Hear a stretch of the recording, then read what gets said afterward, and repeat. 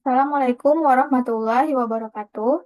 Perkenalkan, nama saya Indria Wahyuni dengan NIM 220338082 akan mempresentasikan pra-proposal dengan mata kuliah metodologi penelitian dengan judul Pengembangan e-Assessment 5 Tier dengan fenomena konflik kognitif untuk mengukur kemampuan berpikir kritis siswa pada materi kinematika SMA atau MA. Yang terhormat, Ibu Prof. Dr. Desnita MSI.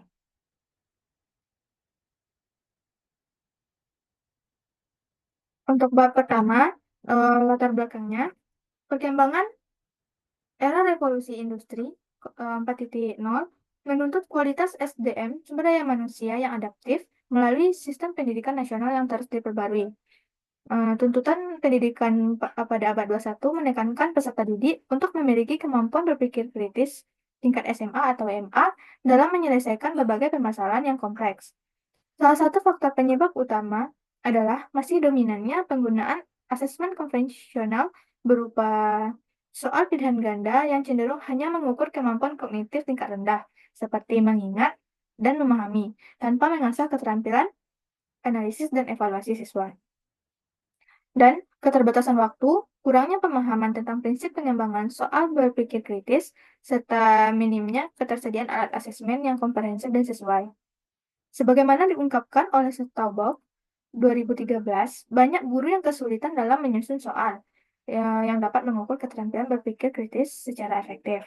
Nah, dan materi kinematika masih sulit dipahami oleh siswa dan sering mengandung miskonsepsi yang tidak terdeteksi asesmen konvensional. Nah, solusinya dalam menghadapi permasalahan ini, integrasi teknologi informasi dan komunikasi dalam kegiatan asesmen menjadi strategi yang potensial. Dengan penggunaan asesmen berbasis konflik kognitif, dinilai mampu menyajikan soal yang lebih interaktif, memberikan umpan balik langsung, dan menyesuaikan dengan kemampuan peserta didik.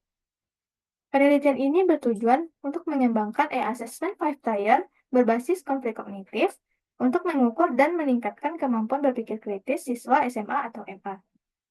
Di sini terdapat 5 identifikasi masalah, di mana yang pertama rendahnya kemampuan berpikir kritis siswa SMA atau MA. Yang kedua, masih kurangnya penggunaan bentuk soal bertingkat pada asesmen yang digunakan. Yang ketiga, kurangnya asesmen yang mampu mengukur kemampuan berpikir kritis secara konferensif. Yang keempat, belum optimalnya penerapan strategi konflik kognitif dalam asesmen. Yang terakhir, keterbatasan alat asesmen berbasis teknologi yang valid, reliable, dan efektif. Nah, di sini diambil batasan masalahnya ada 3, yaitu kurangnya asesmen yang mampu mengukur kemampuan berpikir kritis secara konferensif. Yang kedua, belum optimalnya penerapan strategi konflik kognitif dalam asesmen. Yang ketiga, keterbatasan alat asesmen berbasis teknologi yang valid dan reliable serta efektif. Adapun beberapa rumusan masalah yang diambil, di mana yang pertama, bagaimana desain assessment 5 tier berbasis konflik kognitif untuk mengukur kemampuan berpikir kritis siswa SMA atau MA pada materi kinematika. Yang kedua, apakah assessment 5 tier berbasis konflik kognitif yang dikembangkan pada materi kinematika dan valid dan reliable untuk mengukur kemampuan berpikir kritis siswa? Yang ketiga, apakah assessment 5 tier berbasis konflik kognitif yang dikembangkan mampu mengukur kemampuan berpikir kritis siswa SMA atau MA pada materi kinematika? Adapun tujuan penelitiannya, di sini berdasarkan dari rumusan masalah, tujuan penelitian ini untuk mengembangkan e-assessment 5 tier berbasis konflik kognitif untuk mengukur kemampuan berpikir kritis siswa SMA pada materi kinematika.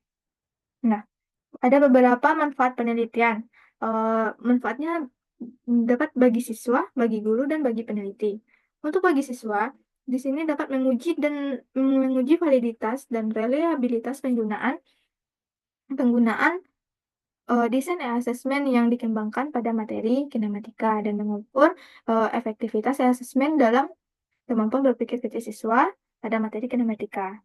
Nah, bagi guru, membantu guru dalam menganalisis dan mengidentifikasi tingkat pemahaman serta kemampuan berpikir peserta didik terhadap konsep fisika, dan mempermudah proses evaluasi pembelajaran dengan adanya umpan balik langsung yang memungkinkan guru untuk melakukan perbaikan dan strategi pengajaran.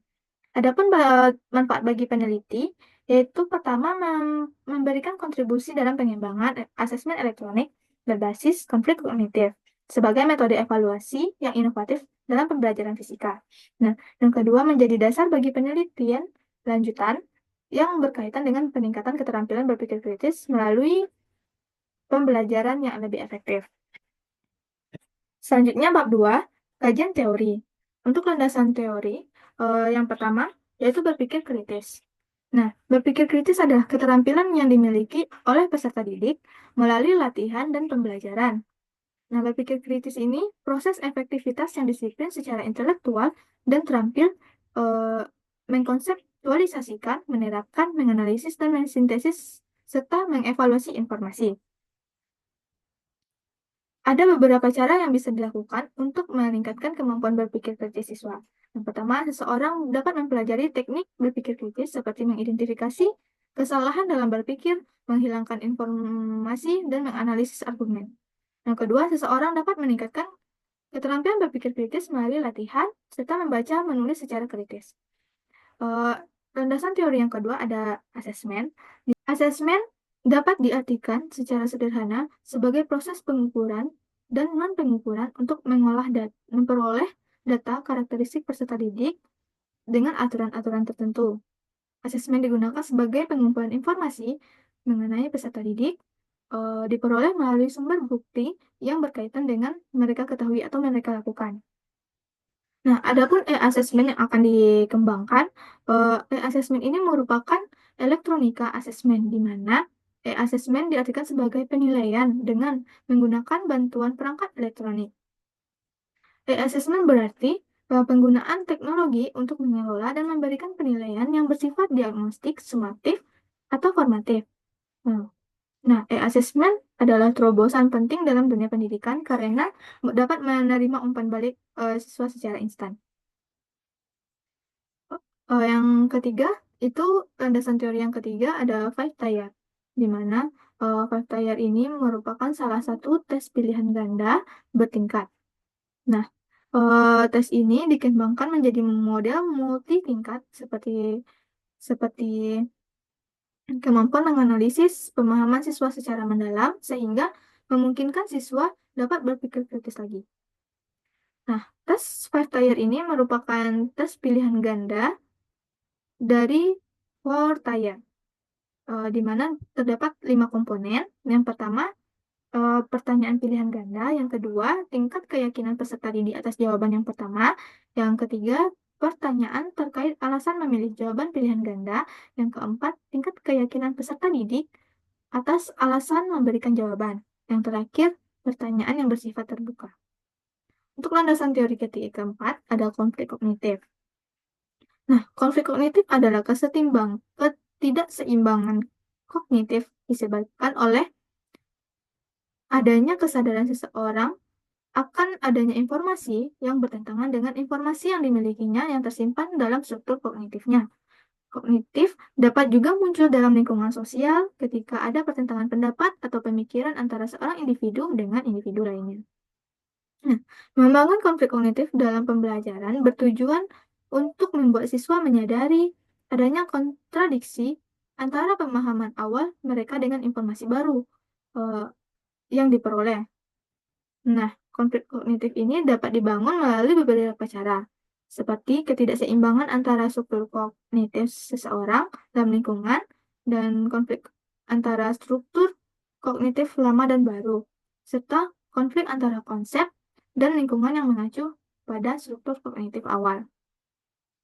Yang terakhir yaitu konsep kinematika, di mana kinematika adalah cabang fisika yang bergerak yang mempelajari gerak benda tanpa mempertimbangkan penyebabnya.